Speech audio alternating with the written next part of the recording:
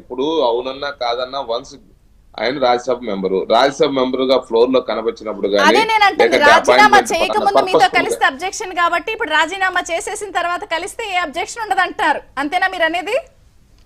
మేము అబ్జెక్షన్ లేదని మాజీ చెప్పలేదు. ఎంపీ చాలా ఎదురు పడితే మంది కలిస్తే తప్పేంటన్నారు అంటే మళ్ళీ అపాయింట్మెంట్లు ఉంటాయి.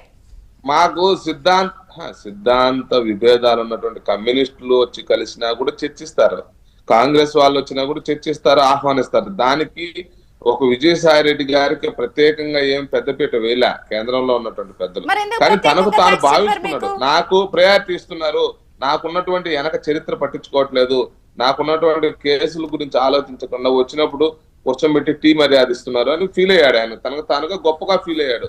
కానీ ఒక విషయం అర్థం చేసుకోవాలి, ఈ రోజు రాష్ట్రంలో జగన్మోహన్ రెడ్డి గారితో పాటు అనేక మంది పార్టీ వదిలి పరిగెడటానికి సిద్ధంగా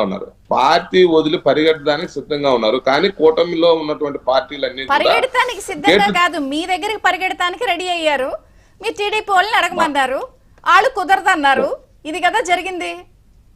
మాకే కాదండి, మా పార్టీతో పాటు జనసేనకు టీడీపీకి సరే, ఎవరికి ముగ్గురు ఒకటే అనుకూలంగా కదా. ఉంటే వాళ్ళ పార్టీలోకి పోవడానికి రెడీగా ఉన్నప్పటికీ కూడా మేము 100% క్యారెక్టర్ ని, క్యాలిబర్ ని, గత చరిత్రని, వాళ్ళ ప్రజలతో జరిపినటువంటి వాళ్ళ రాజకీయంగా అధికారంలో ఉన్నటువంటి సమయంలో ప్రతిపక్షాలతో మసులుకున్నటువంటి తీరు గాని, నేను ప్రజలతో అందుకే అన్నాను, విధానాలు గాని ఇన్ని ఇవన్నీ దశాబ్దాల చూసి ట్రాక్ మేము రికార్డు ఉన్న చేర్చుకుంటున్నాం. వ్యక్తిని ఇప్పుడు మీరు ఎట్లా గౌరవించబోతున్నారు? అన్ని త్యజించి, అన్ని అస్త్ర సన్యాసం చేసి, అన్నిటి నుంచి వైదొలుగుతున్న వ్యక్తిని ఏం చేస్తారు ఇప్పుడు?